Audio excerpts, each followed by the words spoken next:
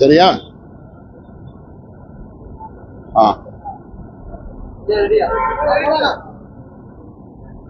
முதல்ல உங்களை அறிமுகப்படுத்தீங்க, எந்த அமைப்பு சார்பில் வந்திருக்குன்னு சொல்லுங்க, உங்க பேரை சொல்லுங்க, அதுக்கப்புறம்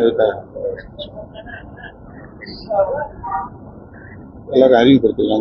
உங்க பேர் அறிமுகப்படுத்தின பிறகு கூட வந்திருக்காங்க 6 பேர் பேருன்னு சொல்லுங்க. தொடங்கலாமா? அனைவருக்கும் வணக்கம். நாங்கள்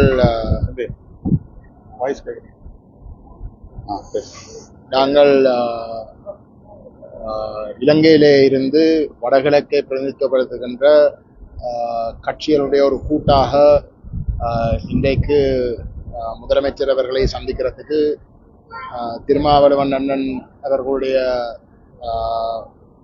உதவியோடு நாங்கள் இங்கு வந்திருக்கிறோம். அந்த வகையிலே நான் தமிழ் தேசிய மக்கள் முன்னணியினுடைய தலைவரும் அகில இலங்கை தமிழ் காங்கிரஸுடைய பொதுச் செயலாளரும் தமிழ் தேசிய பேரவையினுடைய தலைவராகவும் இருக்கிறேன். எங்களுடைய தூதுக்குழுவிலே ஈழத்தில் இருந்து 6 தலைவர்கள் வந்திருக்கிறார்கள். என்னுடைய பெயர் கஜேந்திரகுமார் பொன்னம்பலம். தமிழ் தேசிய பசுமை இயக்கத்துடைய தலைவர் திரு ஐங்கரநேசன் அவர்களும், தமிழ் தேசிய மக்கள் முன்னணியினுடைய பொதுச் செயலாளர் திரு செல்வராஜா கஜேந்திரன் அவர்களும், தமிழ் தேசிய மக்கள் முன்னணியினுடைய தேசிய அமைப்பாளர் திரு தர்மலிங்கம் சுரேஷ் அவர்களும், தமிழ் தேசிய மக்கள் முன்னணியுடைய உத்தியோகபூர்வமான பேச்சாளர் சட்டத்தரணி சுதாஷ் அவர்களும், தமிழ் தேசிய மக்கள் முன்னணியுடைய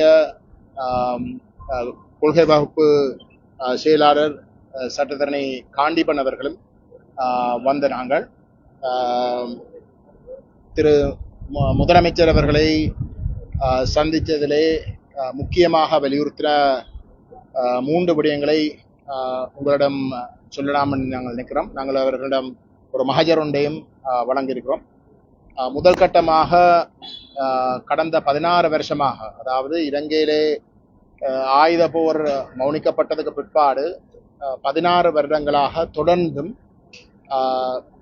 ஈழத்தமிழர்களுடைய தாயகம் பறிபோய் கொண்டிருக்கின்றது. வடகிழக்கிலே தமிழர்களுடைய அடையாளம் இல்லாமல் செய்யப்பட்டு திட்டமிட்ட வகையிலே சிங்கள குடியேற்றங்கள் நடைபெற்று கொண்டிருக்கின்றன. கலாச்சாரம் திட்டமிட்டு மாற்றியமைக்கப்பட்டு கொண்டிருக்கின்றது. எத்தனையோ கணக்கில் வயது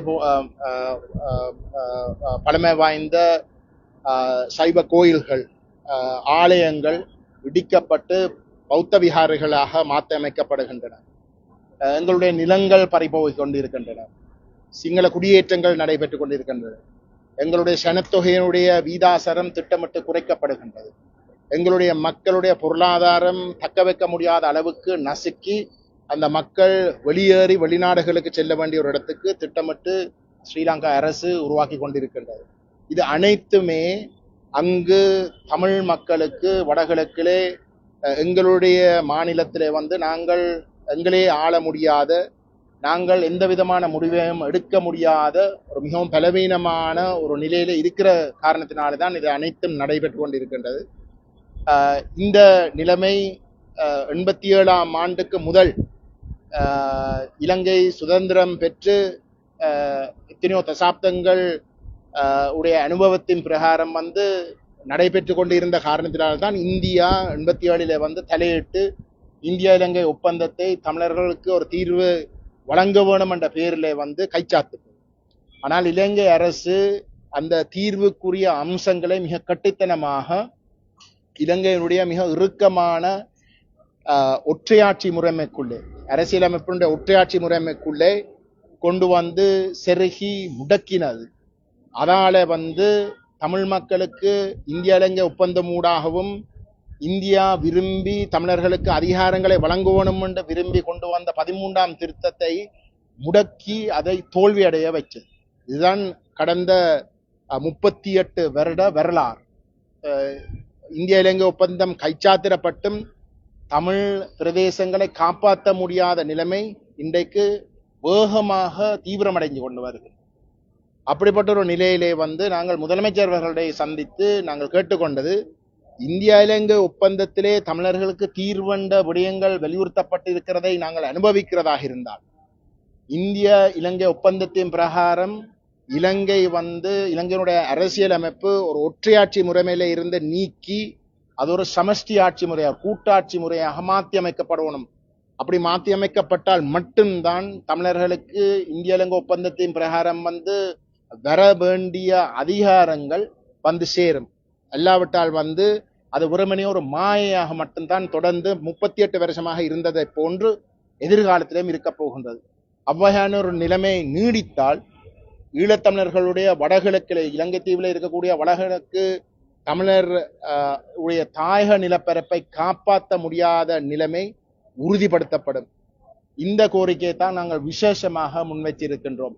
இப்படிப்பட்ட ஒரு சூழல் இருக்கத்தக்கதாக இன்றைக்கு ஆட்சியிலே இருக்கின்ற தேசிய மக்கள் சக்தி அனுரகுமார திசாநாயக்கருடைய அரசாங்கம் தமிழ் மக்களுடைய ஆணையை பெற்றிருப்பதாக, தாங்கள் தமிழ் மக்களுடைய ஆணையை நேரடியாக பெற்றிருப்பதாக பொய்யை கூறிக்கொண்டு இப்போதைக்கு இருக்கக்கூடிய ஒற்றையாட்சி முறைமைக்கும் விட ஒரு மிக மோசமான ஒரு அரசியலமைப்பு ஒன்றை கொண்டு வந்து தமிழர் மீது திணிப்பதற்கு முயற்சி எடுத்துக் கொண்டிருக்கிறார்கள். அவ்வகையான ஒரு சூழலில் தான் நாங்கள் அவசரமாக தமிழகத்துக்கு வந்து முதலமைச்சர் ஸ்டாலின் அவர்களை சந்தித்து அவருடைய தலைமையிலே இந்த முயற்சிகள் முறியடிக்கப்பட வேணும் என்று நாங்கள் கேட்டிருக்கின்றோம். அவருடைய பங்களிப்பு, அவருடைய நிலைப்பாடு என்றது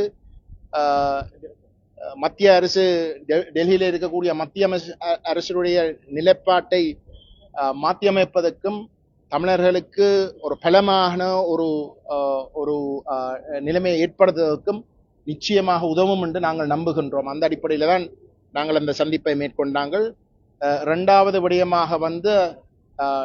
விடயமாக அந்த தீர்வு திட்டம் வந்து ஒற்றையாட்சி அல்லாத ஒரு சமஷ்டியாக அமைய வேண்டும். அதையும் தெளிவாக தமிழகத்தில் இருக்கக்கூடிய அனைத்து கட்சிகளும் வலியுறுத்த வேண்டும் என்றும் நாங்கள் கேட்டிருந்தோம். மூன்றாவது விடயமாக உங்களுக்கு தெரியும், தமிழகத்திலே இருக்கக்கூடிய மீனவர்களுக்கும் ஈழத்திலே இருக்கக்கூடிய குறிப்பாக வடகிழக்கிலே இருக்கக்கூடிய மீனவர்களுக்கும் இடையிலே பாரிய பிரச்சனைகள் நடைபெற்றுக் கொண்டிருக்கின்றன. அதாலே ஈழத்திலே இருக்கக்கூடிய மீனவர்களும் பாதிக்கப்படுகிறார்கள், தமிழகத்திலே இருக்கக்கூடிய மீனவர்களும் பாதிக்கப்படுகிறார்கள். தமிழகத்தில் இருக்கக்கூடிய மீனவர்கள் அந்த இலங்கையினுடைய கடற்பரப்புகளே நுழைகின்ற பொழுது அவர்கள் கைது செய்யப்பட்டு அவர்களுடைய படகுகள் பறிக்கப்பட்டு அவர்கள் இறுதியில வந்து எல்லாத்தையும் இழந்து திருப்பி அனுப்பப்படுகின்றார்கள். அவை இந்த பிரச்சனை உண்மையிலே இரண்டு தமிழ் தரப்புகளுக்கும் வந்து பாதிப்பை ஏற்படுத்துறதை தவிர எந்த விதமான நன்மையும் ஏற்படுத்துறதாக இல்லை. இதிலே லாபம் தேடுறது வந்து முழுக்க வந்து ஸ்ரீலங்காவுடைய அரசாங்கம். ஏனென்றால் கடந்த காலங்களிலே வந்து தமிழர்களுக்கு ஈழத்தமிழர்களுக்கு பக்கபலமாக தொப்புள்கொடை உறவுகளாக மிக பலமாக இருந்த தமிழ்நாட்டு மக்களுக்கும் ஈழத்தில் இருக்கக்கூடிய தமிழர்களுக்கும் இடையிலே மோதல் நிலைமையை ஊக்குவிக்கிற வகையில தான் அவர்களுடைய செயல்பாடுகள் அனைத்தும் இருந்திருக்கின்றது. இந்த நிலைமை போன கிழமை பல மடங்கு மோசமடைந்திருக்கின்றது. போன கிழமை தாயகத்திலே வந்து ஒரு போராட்டம், பாரிய போராட்டம் வந்து ஈழத்தில் இருக்கக்கூடிய தமிழ் மீனவர்கள் இந்திய துணை தூதரகம், யாழ்ப்பாணத்தில் இருக்கக்கூடிய இந்திய துணை தூதரகத்துக்கு எதிராக அங்கு மேற்கொண்டவை. அந்த போராட்டத்துடைய பின்னணியில வந்து தேசிய மக்கள் சக்தியுடைய அரசாங்கத்துடைய முகவர்களும் அதில் ஈடுபட்டிருந்தார்கள். இந்த அரசாங்கத்துடைய ஒரு முகவர் பேட்டி கொடுக்கின்ற பொழுது அவர் அதில் தெளிவாக கூறியிருந்தார், யாழ்ப்பாணத்தில் இருக்கக்கூடிய துணை தூதரகத்தை அவர்கள் இடித்து அதில் இருந்து அகற்ற வேண்டும் என்றும், அதுக்கு பதிலாக வந்து சீனாவுடைய தூதரகத்தையும் அமெரிக்காவுடைய தூதரகத்திலையும் யாழ்ப்பாணத்தில் கொண்டு வந்து நிறுவுவதுதான் இதுக்கு அனைத்துக்கும் வந்து இருக்கக்கூடிய ஒரே தீர்வு என்ற கருத்தை ஒட்டி அவர் பேசியிருந்தார். அப்ப இது நாங்கள் எங்களுக்கு இடையிலே நடைபெறுகின்ற இந்த பிரச்சனை வெளி வல்லரசுகள் நுழைந்து பிரித்தாள்றதுக்கு ஒரு சந்தர்ப்பத்தை ஏற்படுத்தி கொண்டு இருக்கிற என்ற ஒரு விடயமும் நாங்கள் முதலமைச்சர் அவர்களுக்கு நாங்கள் சுட்டிக்காட்டியிருந்தோம். ஆகவே இந்த பிரச்சினை தீர்த்து வைப்பதற்கு அவருடைய அவருடைய ஏற்பாட்டில் வந்து அவசரமாக இரு பாதிக்கப்படுகின்ற மீனவ சமூகங்களையும் கொண்டு இந்த பேச்சுவார்த்தைகளில் வந்து அவர் ஈடுபடணும், மத்திய அரசையும் வந்து இதில் உள்வாங்கி செயல்பட வேண்டும் என்று நாங்கள் கேட்டுக்கொண்டோம். நாங்கள் அதையும் அவர் பரிசீலிப்பார் என்று நாங்கள் நம்புகிறோம். எல்லாத்துக்கும் மேலாக இந்த சந்திப்பு நாங்கள் தமிழகத்திலே நாங்கள் செய்ய விரும்புகின்ற எங்களுடைய உரையாடல்களுக்கு முக்கியமாக வந்து உதவி செய்த திருமாவண்ணன் அவர்களுக்கு நான் கட்டாயம் நன்றி சொல்ல வேண்டும். ஏனென்றால் அவர் ஐங்கரநேசன் அவர்களுடைய ஏற்பாட்டில் நடந்த ஒரு நிகழ்வுக்கு யாழ்ப்பாணத்துக்கு வந்திருந்த பொழுது அவர்களை சந்திக்கிறதுக்கு நாங்கள் எங்களுக்கு ஒரு வாய்ப்பு கிடைத்தது. அந்த இடத்துல வந்து நாங்கள் இந்த நடைபெற்று கொண்டிருக்கின்ற ஈழத்தமிழர்களுக்கு இருக்கக்கூடிய மிகவும் ஆபத்தான நிலைமையை விளங்கப்படுத்தின பொழுது அதிலே அவர் உடனடியாக அக்கறை எடுத்து முதலமைச்சருடைய பேசி இந்த சந்திப்பை ஏற்படுத்தினதுக்கு எங்களை பொறுத்தவரையிலே நாங்கள் இது ஒரு திருப்புமுனையாக நாங்கள் பார்க்கிறோம். ஏனென்றால் ஈழத்திலே தமிழர்கள் இன்றைக்கு தமிழகத்துடைய தலைவர்கள் அமைதியாக இருக்கிறதால ஏதோ ஒரு காரணத்திலாக வந்து எங்களுக்கு இடையில ஒரு இடைவெளி ஒன்று உருவாக்கப்பட்ட ஒரு நிலைமை காட்டப்படுறதால நாங்கள் உண்மையிலே மிகவும் மோசமாக பாதிப்பு அடைந்து கொண்டிருக்கிறோம். அது ஈழத்து தமிழர்கள் தான் அழிஞ்சு கொண்டிருக்கிறார்கள். ஆகவே அந்த நிலைமை 70 மில்லியன் தமிழர்கள் தமிழகத்தில் இருந்து கொண்டு அந்த நிலைமையை வந்து நாங்கள் தொடர்ந்தும் அனுமதிக்க முடியாது. அதில் ஒரு மாற்றம் ஏற்பட்டே ஆகணும். எங்களுக்கும் தமிழகத்துக்கும் கடந்த காலங்களில் இருந்த மிகவும் இறுக்கமான உறவு தொடர்ந்தும் கட்டாயம் பேணப்படணும் என்றுதான் ஈழத்தமிழர்களுடைய அசைக்க முடியாத விருப்பமும் நம்பிக்கையும். அந்த முயற்சிக்கு இந்த சந்தர்ப்பத்தை ஏற்படுத்தி கொடுத்ததற்கு திருமாவளவனுக்கு நாங்கள் கடமைப்பட்டிருக்கின்றோம். மற்ற தலைவர்களையும் சந்திக்கிறோம். நாங்கள் தமிழ்நாட்டில் இருக்கக்கூடிய அனைத்து கட்சி பிரதிநிதிகளையும் வந்து நாங்கள் சந்திக்கிறதுக்கு முயற்சிகள் எடுத்துக்கொண்டிருக்கின்றோம்.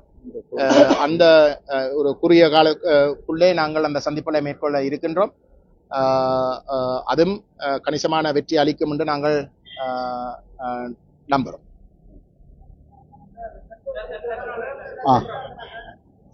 அப்படி பேச இந்த பக்கம்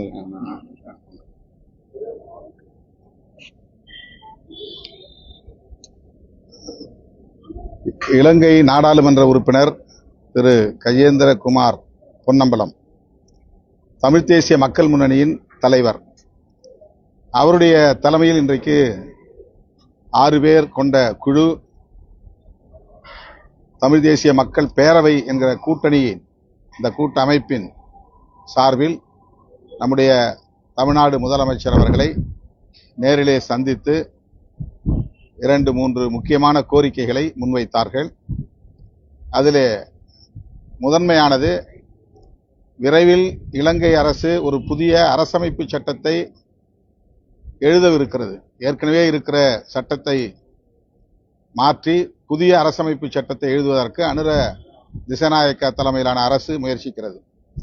இப்படியான ஒரு சூழலில் இந்திய அரசு தலையீடு செய்து அந்த அரசமைப்பு சட்டத்தில் கூட்டாட்சி முறைமையை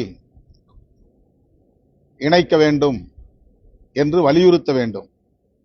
இந்திய அரசு அதில் தலையிட வேண்டுமானால் தமிழ்நாடு அரசு இந்திய அரசுக்கு அழுத்தம் கொடுக்க வேண்டும் என்கிற அடிப்படையில் இந்த குழு இன்றைக்கு முதலமைச்சரை நேரிலே சந்தித்து அது குறித்து விளக்கி பேசியிருக்கிறார்கள்.